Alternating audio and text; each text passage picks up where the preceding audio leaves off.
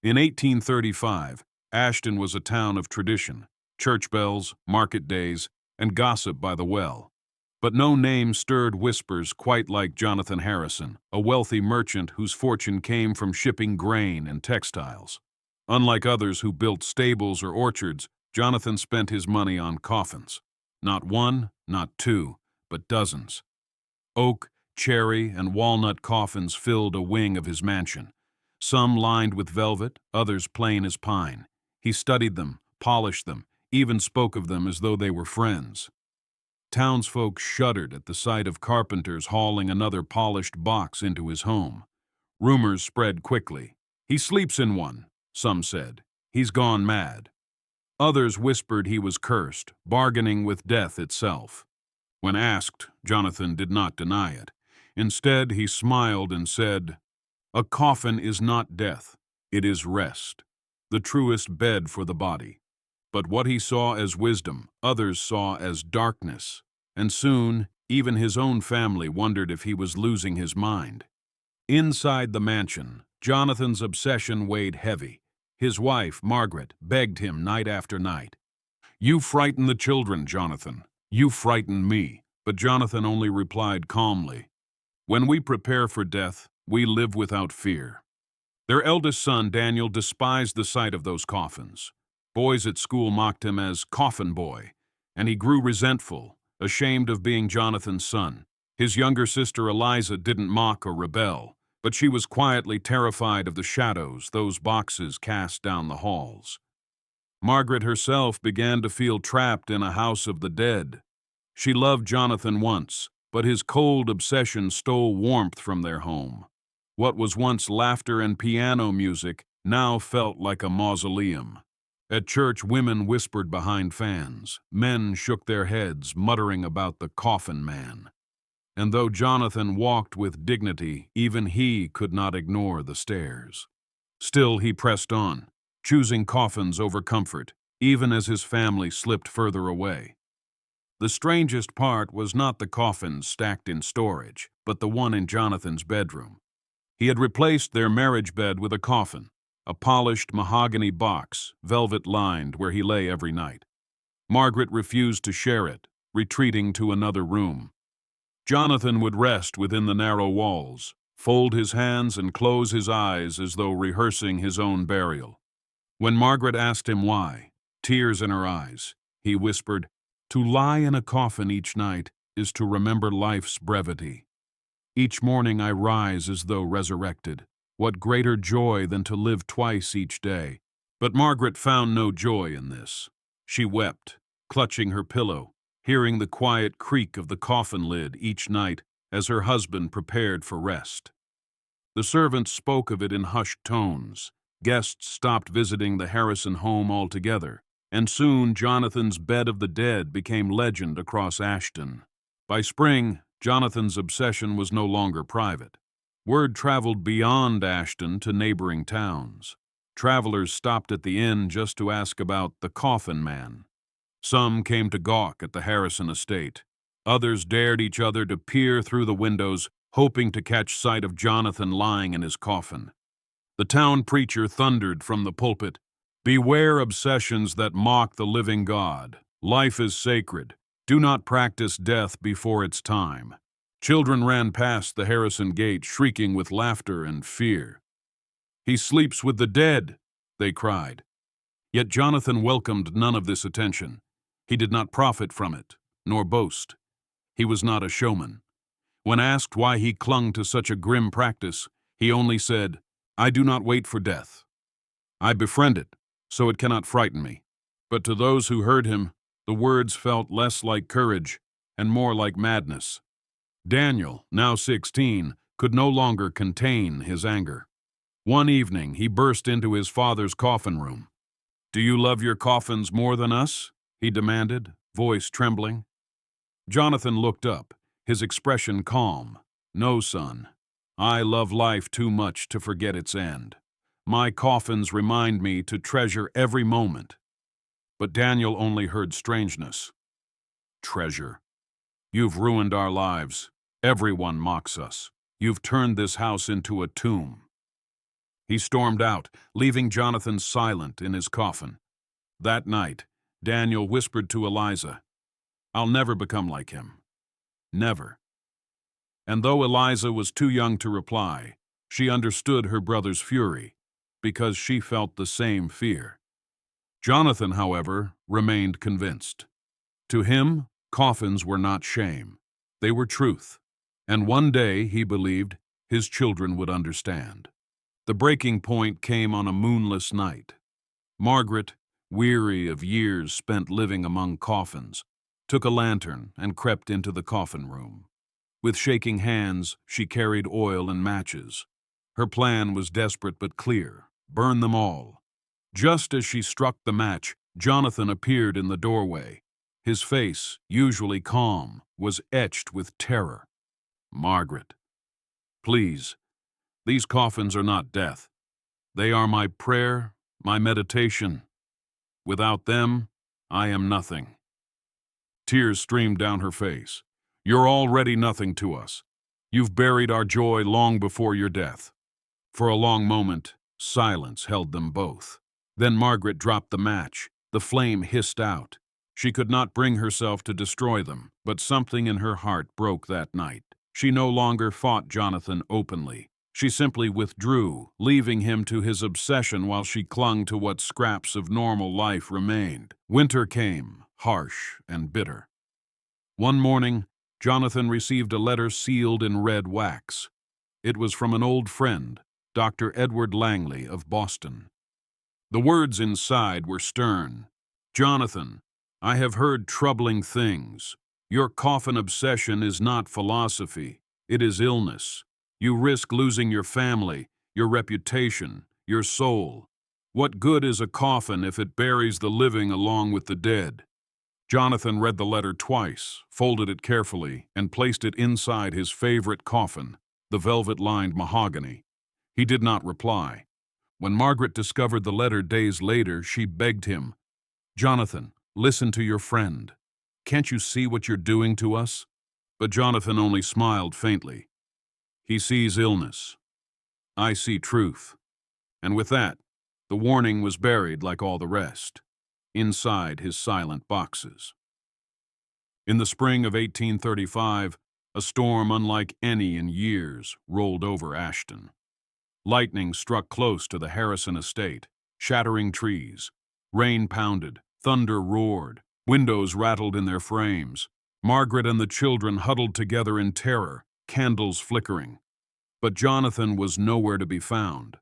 When Eliza went searching, she found him lying peacefully in his coffin, hands folded, lips moving in prayer. Lightning illuminated his face through the shutters, making him look more corpse than man. When the storm finally passed, Jonathan rose calmly and told them, "You see, death spares those who make peace with it." But his family felt no peace. That night, Margaret's sobs echoed through the halls while Daniel clenched his fists, vowing to leave the house one day. To them, Jonathan's obsession was no shield from fear, only a deeper source of it. By summer, Daniel had made his decision. At 17, he packed a small bag and prepared to leave Ashton for the city. Before leaving, he whispered to Eliza, "Don't let Father bury your joy with his coffins. Promise me." Eliza, tears streaming down her cheeks, nodded. Daniel's absence broke Margaret's heart.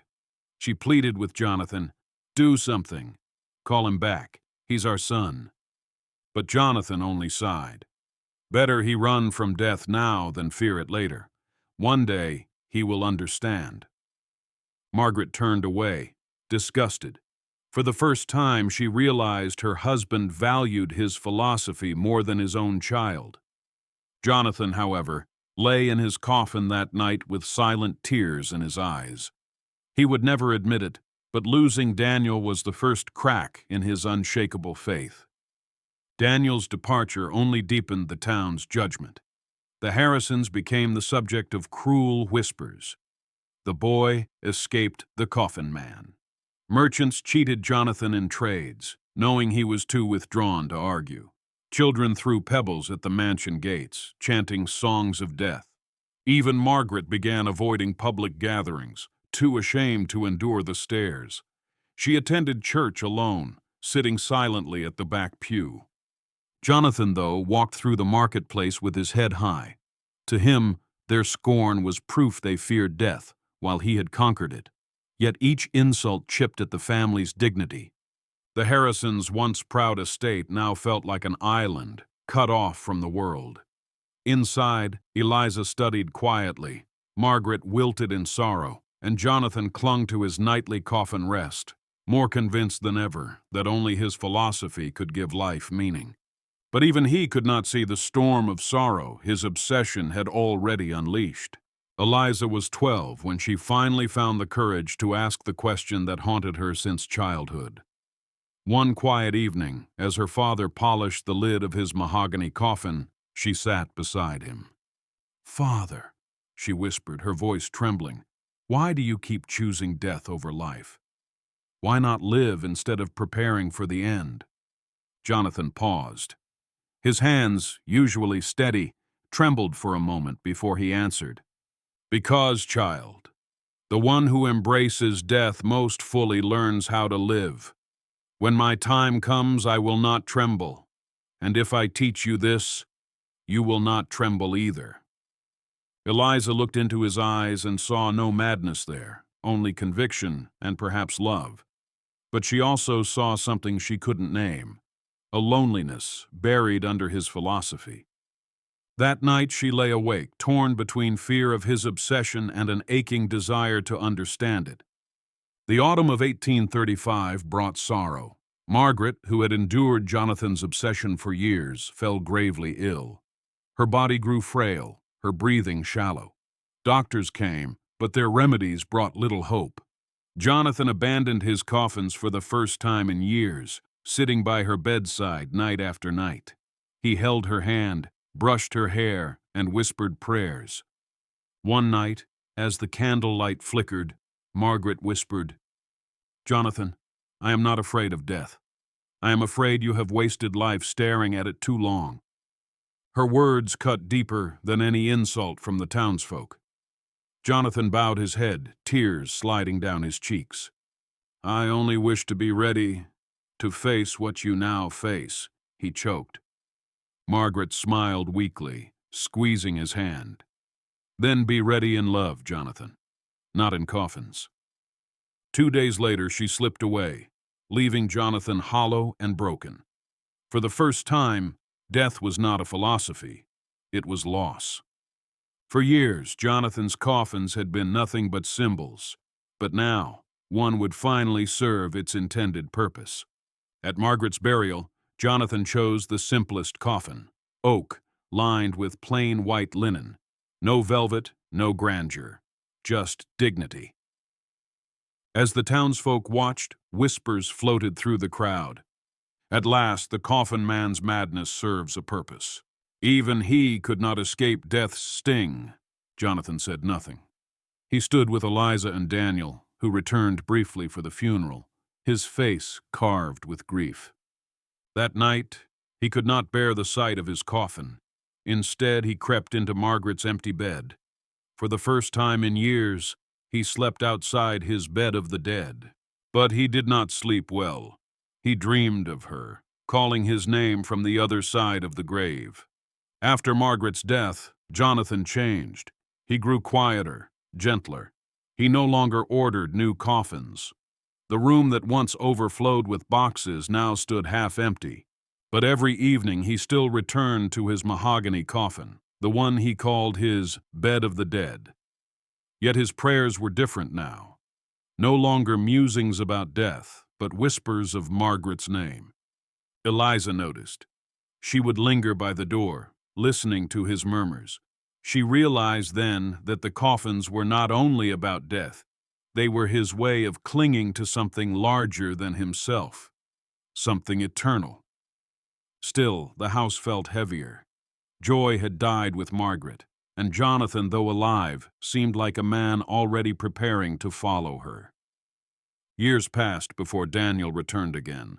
He came not as a boy, but as a hardened young man, scarred by city life. When he entered the mansion, he was startled by the sight of fewer coffins. "I thought you'd be buried by now," Daniel said coldly. Jonathan, frail and thinner now, gave him a soft smile. "I am still waiting, son. But I no longer wait alone. Your mother rests before me. That is enough." For the first time, Daniel saw not madness in his father's eyes, but loneliness. The obsession that once filled him now seemed only a veil over his grief. Daniel's heart cracked. He realized his father wasn't clinging to coffins. He was clinging to love, and to the only way he knew how to understand it. As Jonathan aged, the town's cruelty softened. Perhaps it was pity, perhaps respect for a man who had endured ridicule yet never lashed back. Merchants who once cheated him now offered fair prices. Children no longer mocked Eliza. Some townsfolk even greeted Jonathan kindly at the marketplace. People began to murmur differently. Maybe he wasn't mad. Maybe he simply saw life differently. And slowly, the man once called cursed became something else. A reminder of life's brevity, of death's certainty. The very obsession that once made him a pariah began to shape his legacy. One evening, Eliza, now a young woman, sat beside her father as he rested in his coffin. She spoke softly, "Father, I used to fear your coffins.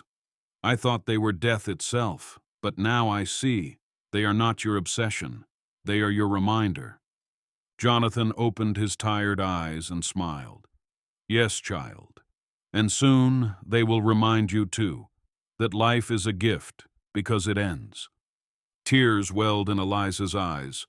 For years she had fought to understand him, and now, at last, she did. His coffins were not about morbidity, but urgency, a call to cherish every fleeting breath. One winter morning, Eliza went to her father's room and found him still in his coffin. At first, she thought he was sleeping, as always. But then she noticed the stillness. Jonathan Harrison was gone. His face, however, bore a faint, peaceful smile. Beside him lay a folded note addressed to his children. It read, "Do not fear death. Fear a life unlived. Every coffin I built was not a prison, but a prayer, that you may live each day as though it were borrowed. Treasure your time. It is shorter than you think." Eliza clutched the note to her chest and wept. For the first time, she understood her father's true gift. At the funeral, Daniel stood by his father's coffin. The townsfolk, who once mocked Jonathan, gathered in respectful silence. Daniel placed his hand on the polished wood and whispered, "I understand now. You weren't obsessed with coffins. You were obsessed with reminding us not to waste life. Forgive me, Father." Tears streamed down his face. Eliza took his hand, and for the first time in years, the siblings felt whole. The town, too, looked upon Jonathan differently. No longer the coffin man, he became a symbol of something greater, an eccentric who had lived with one lesson burning in his heart. Life is precious because it ends. The Harrison mansion no longer echoed with the presence of coffins.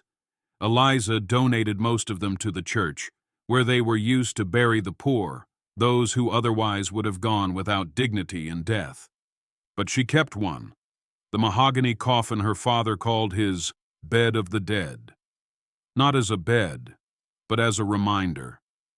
Visitors often asked why she kept such a haunting relic in her home. Eliza would smile softly and reply, "My father taught me that coffins are not about death. They are about the urgency of life. Every morning I rise, I remember, I have not yet been buried. So I must live." And so, the once feared Harrison Coffin Obsession became not a tale of madness, but of meaning. A strange, sorrowful, yet profound reminder. Death is inevitable, but wasting life is a choice.